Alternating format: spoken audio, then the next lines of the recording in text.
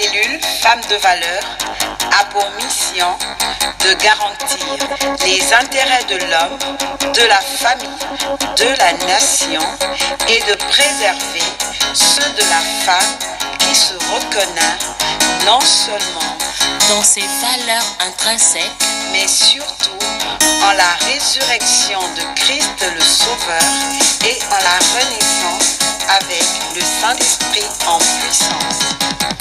Femme de valeur, la nation nous adore. Secourir la veuve et l'orphelin. Femme de valeur, l'Éternel nous adore. Bonsoir, femmes de valeur, bonsoir chez vous, bonjour chez vous. Nous rendons grâce à Dieu encore ce soir pour tout ce qu'il a fait pour nous, qui a renouvelé notre souffle de vie, qui nous fait la grâce d'être présents au milieu de vous. Parce que tous ceux qui ont quitté la terre encore il y a quelques heures, nous ne sommes pas meilleurs qu'eux. Mais Dieu nous fait la grâce d'être là avec vous ce soir. Et nous ne pouvons que le glorifier et le bénir. Ce soir, le thème, que dois-je faire pour hériter de la vie éternelle? Les temps d'aujourd'hui nous emmènent à nous poser ce genre de questions. Que doit-on faire pour hériter de la vie éternelle? Hériter de la vie éternelle. Comment peut-on hériter de la vie éternelle tout en étant sur cette terre plein d'embûches, d'obstacles, de tentations? Comment peut-on hériter de la vie éternelle dans ce monde où le péché nous côtoie tous les jours. La tentation nous côtoie tous les jours. Les maux de ce monde nous côtoient tous les jours. Le mal nous côtoie tous les jours. Est-ce possible d'hériter de la vie éternelle tout en étant sur cette terre où tout est bouleversé, où les mœurs sont bouleversées, où la parole de Dieu est blasphémée, où les hommes aujourd'hui, hommes avec grand H, sont avides d'argent, égoïstes, remplis d'orgueil, aimant le plaisir plus que Dieu, impudiques, ivrognes, violeurs, voleurs, menteurs. Nous sommes tous effrayés par tout ce que nous vivons. Tellement effrayés qu'aujourd'hui, nous ne pouvons pas nous empêcher de nous poser cette question. Que faire pour hériter du royaume des cieux? Que faire pour hériter du paradis? Que faire pour hériter de la vie éternelle? Mais Dieu qui nous connaît avait tout préparé dans sa parole. Dieu qui nous aime avait déjà répondu à cette parole lorsqu'il marchait avec les disciples. Nous lisons la parole dans le livre de Luc 18, verset 18. Je lis la parole de Dieu dans le puissant et glorieux nom de Jésus. Un chef interrogea Jésus et dit, « Bon maître, que dois-je faire pour hériter de la vie éternelle? Que dois-je faire pour mériter le salut éternel? Que dois-je faire pour mériter le royaume des cieux? » Et Jésus, dans le verset 19, lui répondit, « Pourquoi m'appelles-tu bon? Il n'y a de bon que Dieu seul. Va, tu connais les commandements. Tu ne commettras point d'adultère. Tu ne tueras point. Tu ne déroberas point, donc tu ne voleras point. Tu ne diras point de faux témoignages, donc tu ne feras pas de mensonges. Honore ton père et ta mère, si tu veux vivre longtemps sur terre. » Verset 21, « J'ai, dit-il, observé toutes ces choses dès ma jeunesse. » Dit l'homme. Jésus, ayant entendu cela, lui dit, « Il te manque encore une chose.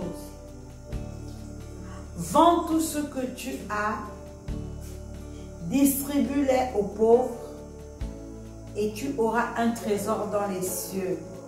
Puis viens et suis-moi. » Lorsqu'il entendit ces paroles, l'homme riche, il devint tout triste, car il était très riche. Jésus, voyant qu'il était devenu tout triste, dit qu'il est difficile à ceux qui ont des richesses d'entrer dans le royaume de Dieu. Car il est plus difficile à un chameau de passer par le trou d'une aiguille. Un chameau, il est épais. Le chameau est semblable à un cheval. Il ne peut pas rentrer dans le trou d'une aiguille. Ça veut dire que tout ce que nous avons sur la terre, toutes les richesses de la terre que nous amassons, ne pourront pas nous permettre de rentrer facilement dans le royaume des cieux. Pourquoi? Pas parce que nous devons transporter toutes ces richesses, mais tout simplement parce que ces richesses nous éloignent de Dieu. Ces richesses deviennent de l'idolâtrie.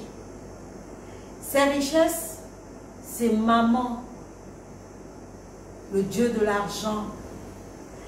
Il dit, là où est ton cœur, là également est ton trésor. La parole de Dieu le dit. Ça veut dire que les richesses de la terre peuvent nous empêcher de ne pas hériter de la vie éternelle.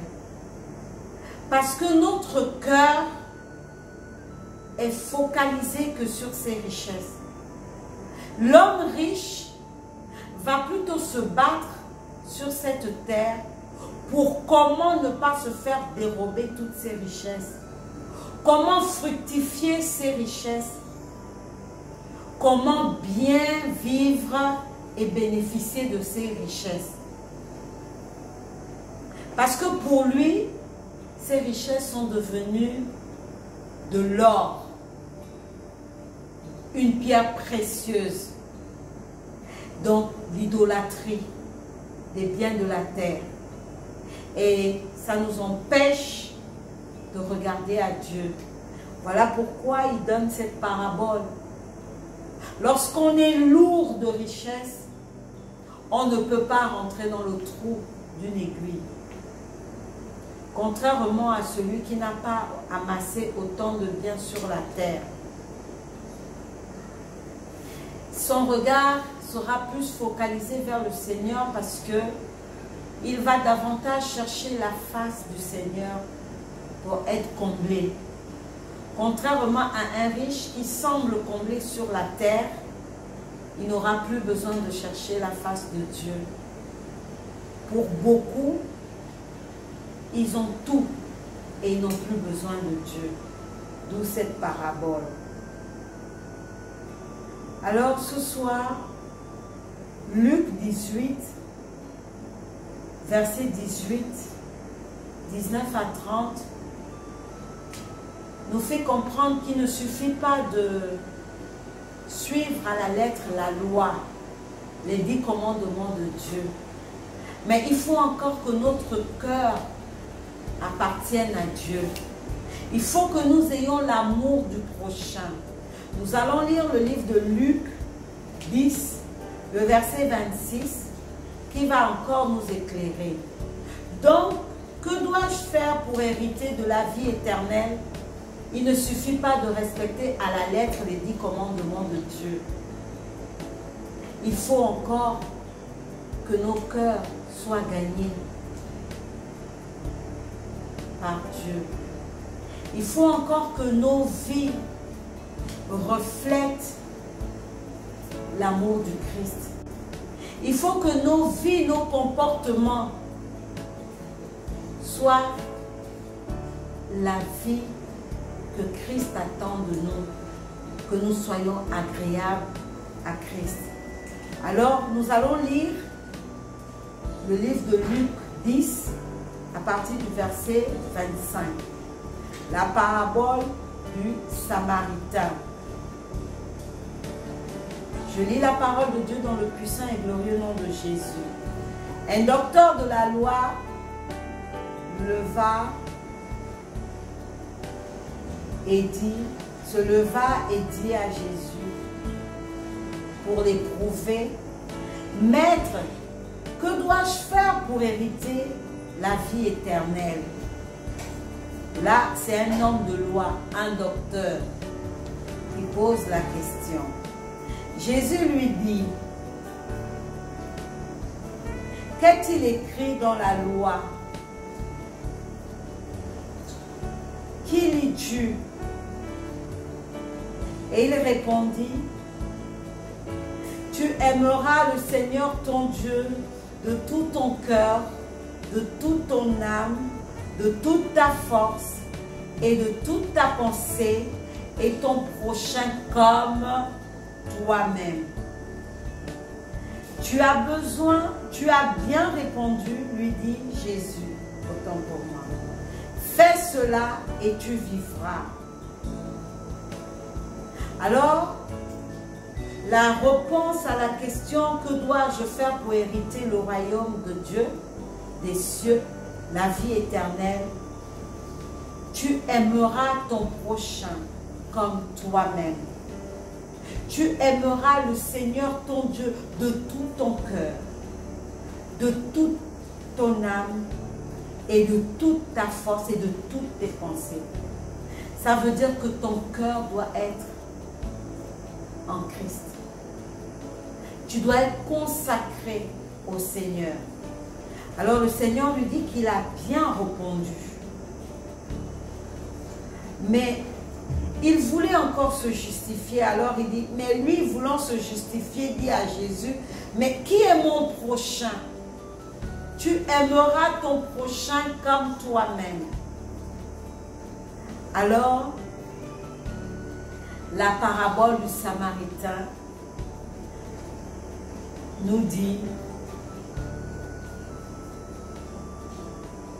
sur un chemin, sur une montagne, sur la route de Jérusalem à Jéricho, des brigands, des ravisseurs ont agressé un homme. On dit, le Lévite est passé. On dit, le sacrificateur est passé. Cet homme baignait dans le sang. Cet homme agressé était mal en point. Mais il y eut 2 passants avant le Samaritain. Le premier était un Lévite. Le deuxième, un sacrificateur. Ils ont vu cet homme souffrant, baignant dans du sang parce que agressé par des brigands. Ils sont passés sans s'arrêter, sans chercher à comprendre si ce monsieur avait besoin d'aide. Mais qui sont les Lévites? Les Lévites sont des serviteurs de Dieu. Les Lévites sont ceux qui sont au service du temple, donc l'église, bâtiment, maison de Dieu. Les Lévites sont ces serviteurs de Dieu qui nettoient, arrangent, préparent le sanctuaire de Dieu. Les Lévites sont des choristes, des musiciens qui sont censés adorer le Seigneur. Les Lévites, à l'époque où Jésus-Christ n'était pas encore sacrifié sur la croix, les Lévites sont ceux-là qui emmenaient les offrandes, des sacrifices de bœufs et des moutons à l'Éternel. Donc, les Lévites sont ceux-là qui prenaient les sacrifices des bœufs, des moutons, du côté des parvis pour emmener vers le sacrificateur, donc vers l'autel du Seigneur. Alors, un Lévite, serviteur de Dieu, est passé devant l'homme qui a été agressé, qui baignait dans du sang. Il ne s'est pas arrêté pour voir de quoi avait besoin cet homme. Un sacrificateur, le sacrificateur aujourd'hui est le modèle du pasteur. Le sacrificateur, c'est celui-là qui est le garant du temple, le gérant du temple, le gérant de l'église. Le sacrificateur est une personne entièrement consacrée à l'œuvre de Dieu, dans la maison de Dieu. Et avant que Jésus-Christ soit immolé sur la croix, c'est lui qui portait le sang des boucs vers le lieu très saint. Et il était le seul à entrer dans le lieu très saint pour offrir à Dieu le sacrifice du peuple qui se trouvait dans les parvis. Alors, le sacrificateur, à cette époque, était celui-là, en principe, qui était le référent de Dieu dans l'église. C'était le pasteur, le gardien du temple. Il ne s'est pas arrêté pour voir si le monsieur agressé avait un problème ou avait besoin d'aide. Il est également passé. Alors le Samaritain, ce sont les hommes de la Samarie, une ville dans Jérusalem, une toute petite ville insignifiante. Ce sont des hommes qui ont été toujours rejetés, répudiés par les autres. Donc, le Samaritain était un peu pris comme le païen, parce qu'il était un conservateur des doctrines des ancêtres. Le Samaritain était un observateur, un observant, un conservateur. Ceux qui gardent et ceux qui aimaient garder les traditions de famille. Vous pouvez constater dans le livre de Jean 4, la femme samaritaine. Elle dit, mes ancêtres. À chaque fois, elle disait, nos ancêtres ont bu de cette eau. Ça, c'est le puits de nos ancêtres. Elle dit encore à Jésus, mais qui es-tu? Tu penses être plus grand et au-dessus de nos ancêtres? Parce que les Samaries, les hommes de la Samarie, les femmes de la Samarie étaient enracinés dans les doctrines des ancêtres, donc dans les traditions. Ils n'obéissaient pas tellement à la parole de Dieu. Voilà pourquoi Jésus, au puits de la Samaritaine, devant le puits, lorsqu'il a croisé la Samaritaine, il a dit à la Samaritaine, toutes les fois que tu continueras à boire de cette eau, l'eau, la connaissance de tes ancêtres, les reliques et la tradition de tes ancêtres, à les pratiquer, tu auras toujours besoin des choses de la terre. Tu ne seras jamais comblé. Voilà pourquoi il dit, tu auras toujours soif. Parce que les traditions de famille, parfois, ne peuvent pas combler l'homme. C'est Dieu. Alors il a dit, c'est à Jérusalem que vous adorerez maintenant le Père en esprit et en vérité.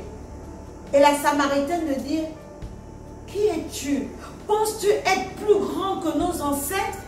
Nos ancêtres nous ont dit d'adorer sur cette montagne.